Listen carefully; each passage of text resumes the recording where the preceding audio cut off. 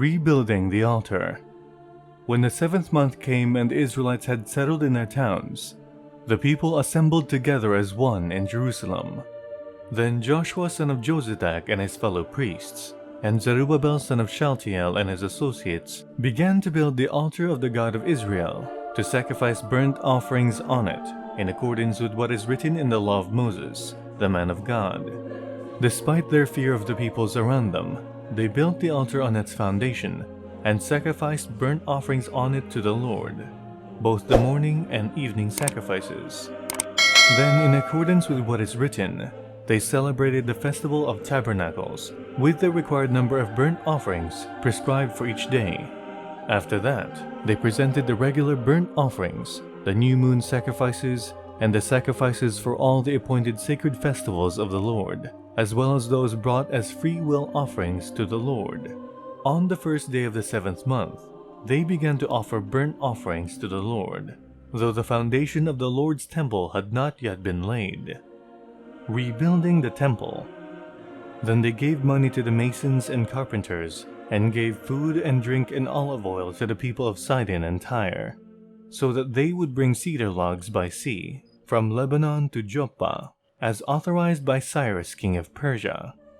In the 2nd month of the 2nd year, after their arrival at the house of God in Jerusalem, Zerubbabel son of Shealtiel, Joshua son of Jozadak, and the rest of the people, the priests and the Levites and all who had returned from the captivity to Jerusalem, began to work.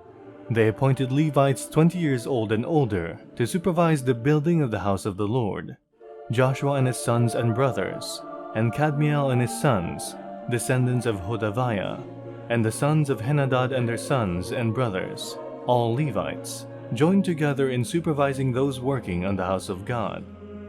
When the builders laid the foundation of the temple of the Lord, the priests in their vestments and with trumpets, and the Levites, the sons of Asaph, with cymbals, took their places to praise the Lord, as prescribed by David king of Israel.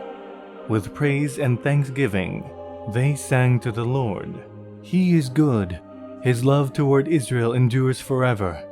And all the people gave a great shout of praise to the Lord, because the foundation of the house of the Lord was laid. But many of the older priests and Levites and family heads, who had seen the former temple, wept aloud when they saw the foundation of this temple being laid, while many others shouted for joy. No one could distinguish the sound of the shouts of joy from the sound of weeping, because the people made so much noise, and the sound was heard far away.